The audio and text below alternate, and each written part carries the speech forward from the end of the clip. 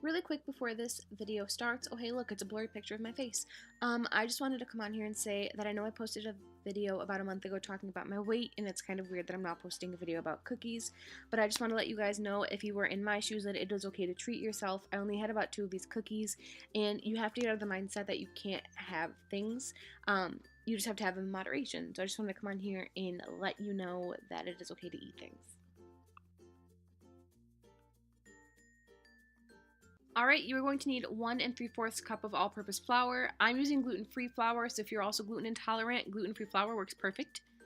Half teaspoon of baking soda, 1 teaspoon of salt, 12 tablespoons or 1.5 sticks of unsalted butter, 3/4 cup of dark brown sugar, make sure it's dark, half cup of regular sugar, 1 whole egg plus 1 yolk, 1 tablespoon of vanilla extract, and 1.5 cups of semi-sweet chocolate chips. All right, so first step, let me just start by saying this is my KitchenAid. It's my holy grail.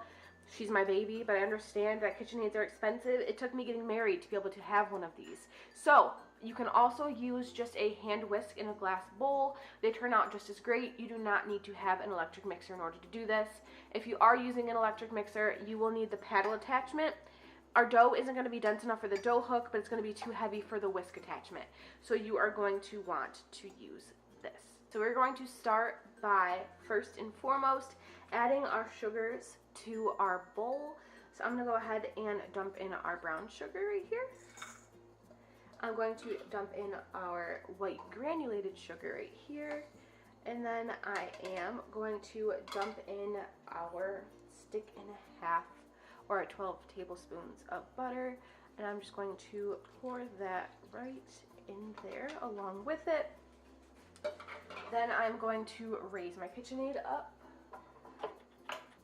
and I'm going to start this on the lowest setting to begin with. Once that is combined for the most part, as you can see, the butter kind of tends to stick to the edges and not combine. I'm going to take a silicone spatula, just a spoonula. I'm going to scrape down my edges just to make sure all of that sugar gets incorporated. And I'm going to go ahead and turn this on to a level 4 if you have KitchenAid, or just whisk it a little bit more.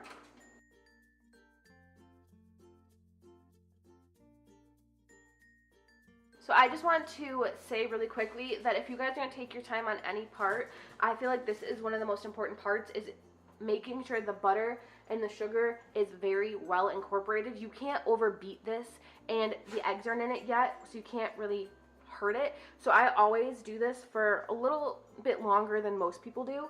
So I'm just going to run this until it is smooth, shiny, and not, like, I'll show you when I'm done, so you guys will understand. And then again, every couple seconds, make sure you're stopping, scraping down your bowl, like so. Make sure everything is getting incorporated, mixed together well. And then, I don't know if you guys saw, I'm going to kick this up to about speed 6.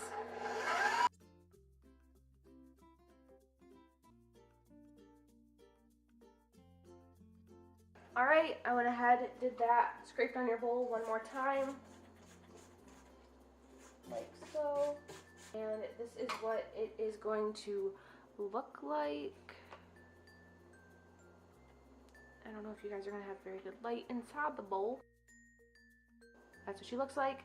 Now at this stage, you are going to add in your eggs. We have our full egg right here. We're just going to go ahead and plop that in there. And then we have our egg yolk. Mine broke, but there she is. And we're just going to put that in there as well. Whoa, not the bowl. Leave the bowl out, guys.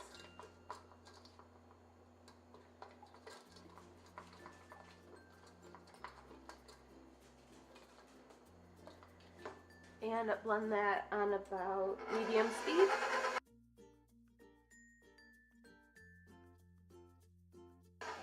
Alright, now that our egg is fully incorporated, I'm going to go ahead and add in our 1 tablespoon of vanilla. I know for a lot of people this is probably a lot of vanilla.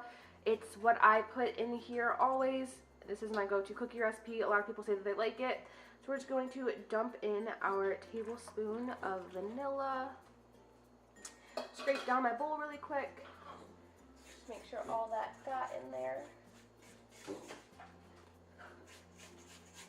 And then we're going to blend this just for a couple seconds until that is combined.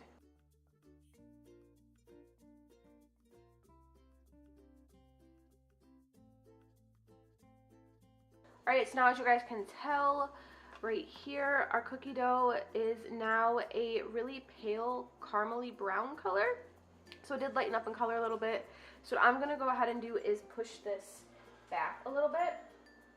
And I'm going to grab our flour, which is right here. So, really quickly, I'm using gluten-free flour because I am gluten intolerant. You guys can use all-purpose flour, which is what I would normally use, but because I want to eat some of these, I'm going to use gluten-free flour. So, normally you could sift your flour. I don't normally sift my flour when I'm making cookies because I don't think it makes that big of a difference. If we were baking a cake, I would definitely recommend you sift your flour.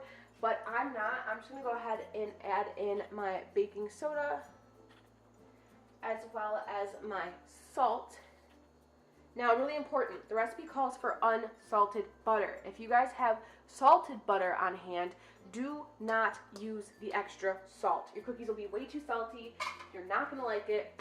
It'll be a waste. So make sure if you're adding the salt, you're using unsalted butter. So I'm going to go ahead and just whisk all this together. Make sure you just whisk all your dry ingredients together. That way, you know that the salt and the baking, okay. Salt and the baking powder, or baking soda, I'm sorry, aren't all going to be in one bite.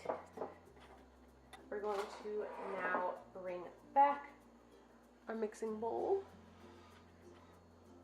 right there. And I'm going to add about 1/3 of a cup at a time. Now, you're going to want to add the flour the first go around if you're using an electric mixer while the electric mixer is off. Very important. Don't add the first scoop while it is going. And then always start it on the lowest setting.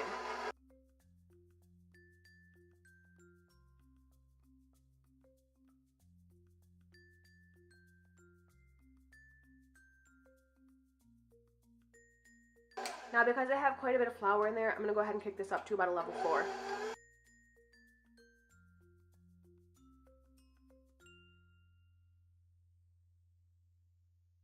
Alright, as you can see, we now have a dough. Again, scrape down your sides. Also, super important, make sure you're scraping off your pedal attachment because a lot of flour sticks to that as well. Alright, you'll know that it's done when you turn it on and turn it off and it falls off the pedal attachment. Like that. And that the bowl on the side right there is clean. You're going to add in your chocolate chips. Now, you don't want to overbeat this at this point. You're going to just add the chocolate chips, turn it on for like 10 seconds just to incorporate all the chocolate chips, and then turn it off. You don't want to overbeat it at this point. Just turn it on quickly.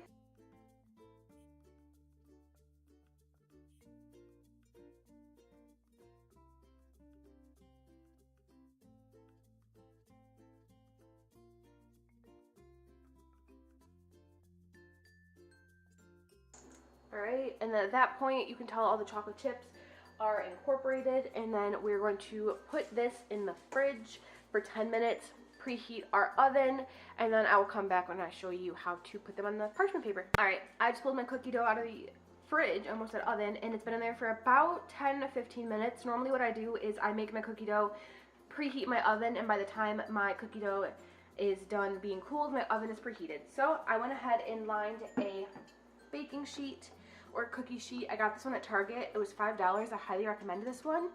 I lined it with parchment paper. I have a cookie scoop. I believe this is about a 1 inch. You definitely don't need this. You could always just take a spoon, scoop it up with your hands, and plop it down.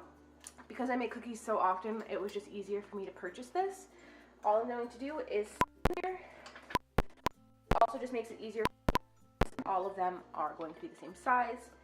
I'm going to plop it down. I don't even roll mine out. I know a lot of people like put them between their hands and like make them, like, do you guys get what I'm doing here? Like roll them. I just leave the bottom of mine flat because it doesn't bother me that much, but I'm also actually going to scoot this little guy over a little bit.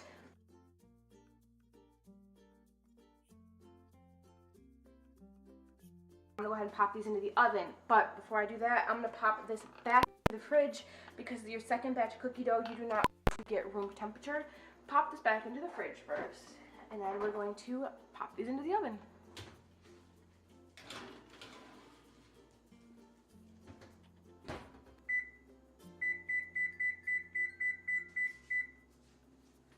This is what they look like. As they cool off, they're going to get a little bit flatter. I'm going to go ahead and move them from the cookie sheet to the cooling rack. And I'm going to go ahead and pop the second batch in the oven, and we'll come back when they're all done. Alright, so my second batch got a little bit more well done than the first batch over there because when I turned my timer on, for some reason my oven turned off. So they were sitting there for 10 minutes just raw, and then I turned them back on, and I think they overcooked a little bit just because my oven turned off. And they were sitting in a kind of warm oven, but they still look really good. I tried one. They're still delicious. And that is what they look like.